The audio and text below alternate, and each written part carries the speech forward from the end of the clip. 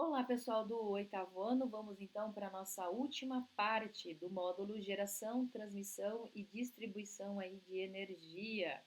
E nós vamos falar um pouquinho do quilowatts-hora, que é uma unidade apropriada aí para medidas de energia elétrica, né? Então, toda a energia elétrica que é consumida nas residências, estabelecimentos comerciais, hospitais, indústrias, propriedades rurais, ou mesmo pelo poder público, né, que são os edifícios como a prefeitura, né, deve ser tarifada. Olha que bacana. Então todo mundo tem que pagar pelo uso.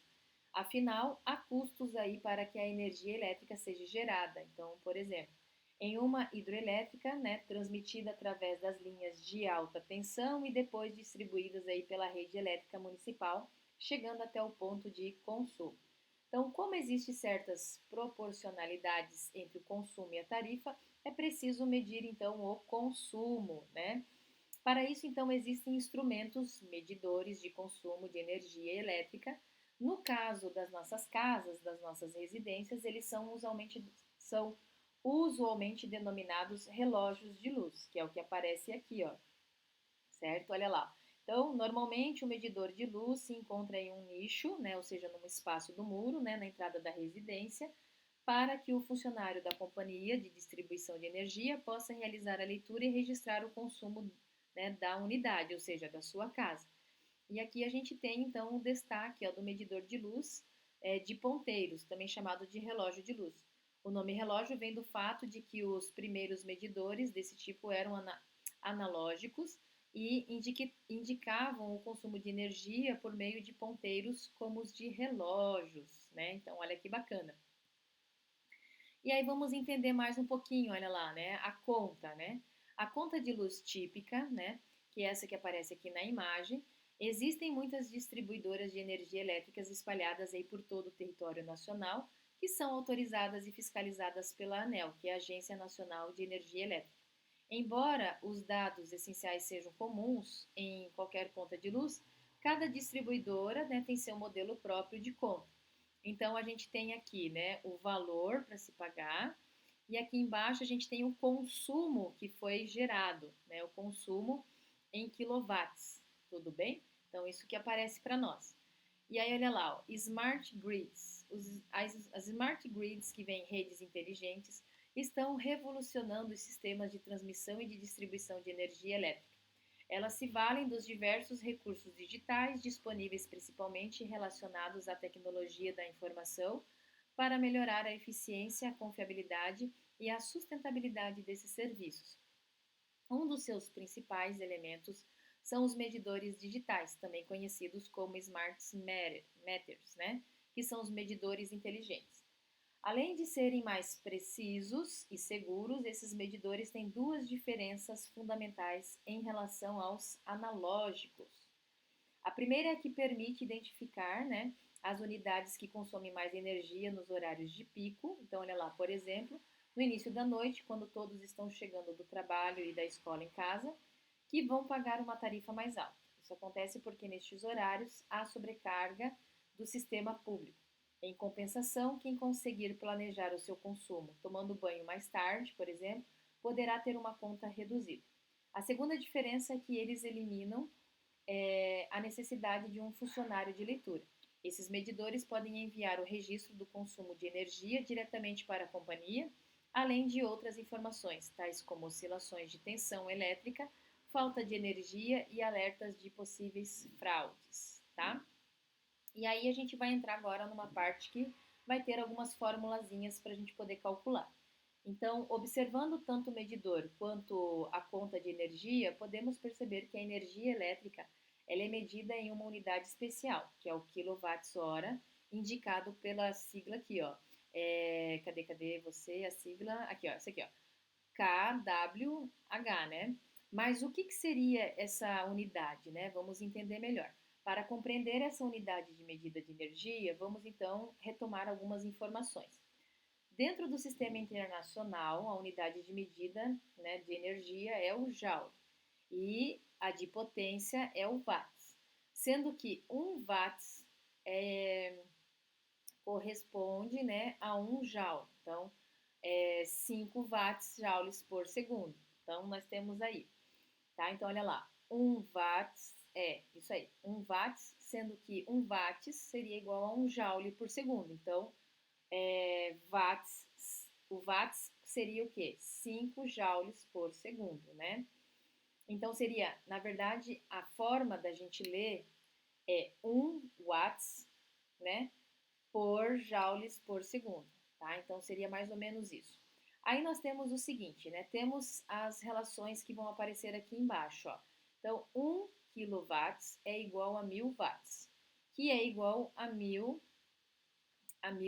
joules por segundo. Então, 1 hora é igual a 3.600 segundos. Então, a gente tem a unidade da potência e a unidade da hora, certo? Então, eu tenho 1 quilowatts corresponde a 1000 watts, que é igual a 1000 joules por segundo. E 1 hora corresponde, né, a 60 minutos ou a 3.600 segundos. Por isso que a gente tem esse valor aqui. Tudo bem? Temos as relações, já vimos então potência, que é o P, essa aqui, ó, é definida genericamente pela expressão. Aí nós vamos estar olhando para essa expressãozinha aqui, ó, potência, em que E é energia, né? É a energia e o ΔT é o intervalo de tempo. Então, potência é energia pela variação do tempo. Podemos dizer isso, né? Daí nós vamos ter, então, esta fórmula aqui. Mas a gente pode trabalhar essa forma.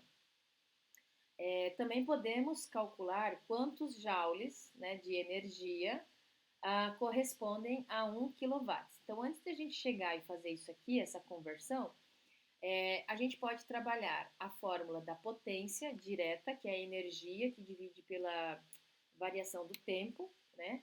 Ou a gente pode usar a energia igual a multiplicação da potência vezes a quantidade de tempo utilizado, tá? São duas fórmulas que saíram da mesma origem, tá? Só a única coisa que aconteceu foi isso aqui, ó, para quem já se antenou, né? Para que eu possa transformar nessa formulazinha, baseada nesta aqui, o que que a gente fez? A gente vai isolar, eu vou trocar esse aqui, ó. Eu vou isolar esse aqui e vou passar esse aqui para cá multiplicando. Então, ó, eu isolei, então tá isolado, igual, e eu passo P multiplicando pelo delta, olha lá, multiplicação aqui. Foi isso que a gente fez, nada mais, nada menos. E aí, então, vamos lá, né? Podemos calcular quantos joules de energia elétrica corresponde a 1 kWh da seguinte forma. Então, a gente tem aqui essa forma bem grandona, né? Então, olha lá. 1 kWh é igual a 1000 watts que multiplica pelos segundos, né? 3.600 segundos, que vai ser igual, então, a 1000 joules que divide por 1 segundo, que multiplica por 3.600 segundos. Por isso que o valor vai ser aqui, ó, 3.600 joules. Então, a gente pode dizer que 1 kWh equivale a este valor aqui, ó. Então, 1 kWh, posso vir direto para cá, certo? Equivale a esse valor ali de energia, né? Então, olha lá quanta coisa que a gente pode extrair de uma equação, né? Bom, na sequência aqui nós temos essa tabela, então vamos entender um pouquinho essa tabela. Mas por que inventar mais uma unidade de energia? Qual seria a vantagem de utilizar o quilowatt-horas em vez do joule nas contas mensais de energia? Uma das vantagens é a facilidade com as contas, porque a gente viu que se trabalhar com joules vai ficar muito número. Se eu trabalhar com quilowatts, vai ficar com menos números. Então, durante o mês, utilizamos uma quantidade razoável de energia elétrica, por isso é mais fácil calcular o consumo de energia em quilowatts-horas do que em joule, para não termos de considerar, né, o tempo em segundos. Então, a gente não usa o segundo, né, já trabalha como se fosse em hora. Então, olha lá, para verificar isso, considere que um aparelho de televisão, né, de 100 watts de potência, tá? Fique ligado por 5 horas por dia ao longo de um mês. Esse mês tem 30. Então, eu tenho as informações. A potência é de 1000 watts, tá? Se eu fosse converter em quilowatts, seria a mesma coisa que 0,1 quilowatts. Eu tenho um intervalo de tempo, é 5 horas por dia, só que é multiplicado ao longo do mês, que são 30. Então, a minha variação vai ser de aproximadamente 150 horas, né? Então, eu já tenho isso. Olha como que fica mais fácil a gente calcular usando, né, os valores aqui, ó, 0,1 e o 150. A gente tem essa conta, olha lá, energia igual a potência vezes a variação de tempo. Então, a energia é igual a 15 kWh, ó, kWh, certo?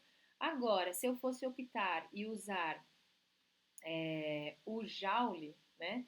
Ou seja, se eu fosse utilizar os segundos, eu teria aqui, ó, né? 5 horas vezes 30 dias seria igual a 3.600 segundos por hora. Então, a minha variação seria de 540 mil segundos, né? Olha a quantidade de número para calcular, olha a quantidade de número que eu tenho aqui. Então, para facilitar, a gente faz essa conversão.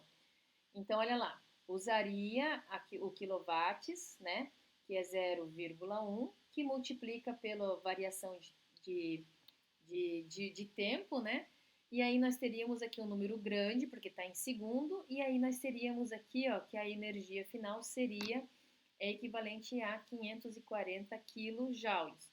Então, assim, é melhor a gente trabalhar com números menores para facilitar, né? Então, fica muito mais fácil aí. Note que a utilização da unidade quilowatt-horas, que é esta unidade aqui, ó, quilowatt-horas, né, proporciona maior praticidade no sentido de que não se faz necessário a transformação de horas para segundos. Então, eu não preciso transformar horas em segundo. Então, eu já deixo aqui em hora, quilowatt-horas, que fica muito mais fácil. Perfeito? Bom, aí nós temos as dicas, né, de uso racional da energia elétrica. Então, o uso da energia elétrica deve ser feito de forma inteligente, visando sempre a economia e evitando desperdícios. Medidas nesse sentido reduzem o custo da conta de energia elétrica e o impacto ambiental. Confira a seguir, então, algumas dicas de uso racional. Primeiro, use aparelhos e equipamentos elétricos de acordo com suas especificações, de maneira correta, lícita e segura. Procure comprar aparelhos elétricos mais eficientes, dando preferências àqueles que têm o selo de eficiência A, né, do Inmetro. Evite banhos demorados e desligue a torneira quando se ensaboar, pois além de economizar energia elétrica, você economiza água. Em dias quentes, utilize o chuveiro elétrico na posição verão. O aparelho de ar-condicionado consome uma energia elétrica, né, muita energia elétrica, então use só quando for realmente necessário, mantendo portas e janelas então fechadas. Mantenha-o desligado quando se ausentar do ambiente por muito tempo. Sempre que possível, utilize a luz natural, né, evitando o uso de lâmpadas durante o dia, e quando usá-las, lembre-se de apagá-las ao sair do cômodo. De preferência para lâmpadas de LED ou fluorescentes, pois são mais eficientes. Desligue da tomada aparelhos que apresentam um módulo de espera e que têm pouca utilização. Dessa forma, você garante que eles não vão consumir energia elétrica mesmo estando desligados. Desligue a TV quando não estiver assistindo e evite dormir com ela ligada. Não deixe geladeira aberta por muito tempo, ela deve ser instalada em local adequado e de preferência com boa ventilação. Não bloqueie a circulação de ar em seu interior, mantê-la sempre limpa e com boa vedação também contribui para a economia de energia elétrica.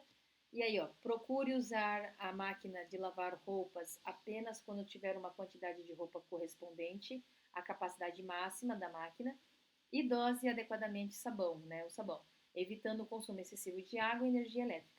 Use adequadamente o ferro de passar roupa, procure acumular a quantidade de roupas para então passá-las, ligando o ferro, né, o menos possível.